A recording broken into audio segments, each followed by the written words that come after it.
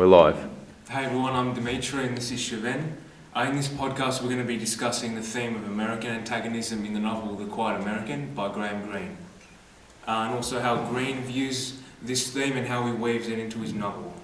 If you look at the characters, they're all symbolic of their respective countries. Like, for example, Pyle, who's America, and he shares a lot of common ground with their principles, policies and worldviews.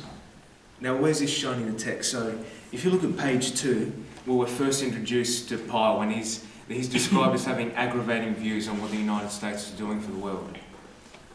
He's portrayed as antagonistic, as we also see throughout the text.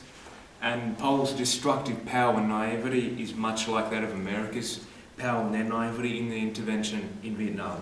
So he's an interventionist as well, essentially. He's also a representative of the third force, as per York Harding's principles, which he follows with great pride. Now, I'm going to evaluate on York Harding a bit. York Harding was a scholar who wrote books on foreign policies, who in fact has no experience in matters in Southeast Asia at all. But one of his beliefs was the third force, as I mentioned before. The third force is his theory that states that neither communism nor colonialism are the answer in foreign lands like Vietnam, but instead a third force, usually a combination of traditions, works best. You get Anne, who's described as wonderfully ignorant, as shown on page 2. And she's Vietnam, peaceful, beautiful. She's caught between the crossfire of Fowler and Pyle's obsession with her, or America and England over Vietnam, respectively. And Shiven's going to talk about Fowler now. So Dimitri's spoken about how Pyle is America and Phong is Vietnam. Fowler can be seen as England. England is a neutral position between America and Vietnam. By nature, he's also non-interventionist, apathetic, cynical, and he can't remain neutral forever, however. He is morally compelled to act at some stage. For example, in the text, on page 20, he says, I'm not involved. Let them fight. Let them love, murder, I will not be involved. And then on page 21, he states that he believes in not being involved.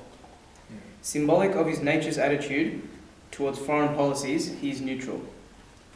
Now Dimitri will read, he's a very interventionist.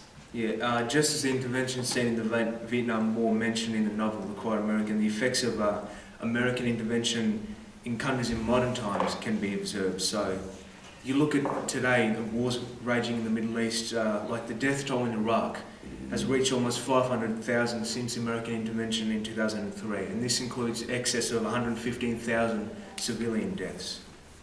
You look at page 85 of the book,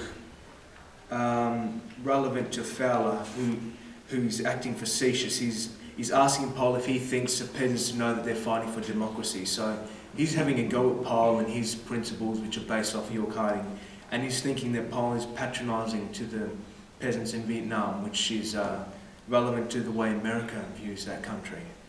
Well, we hope you guys have taken something away from our analysis of American antagonism in The Quiet American. Thanks for listening.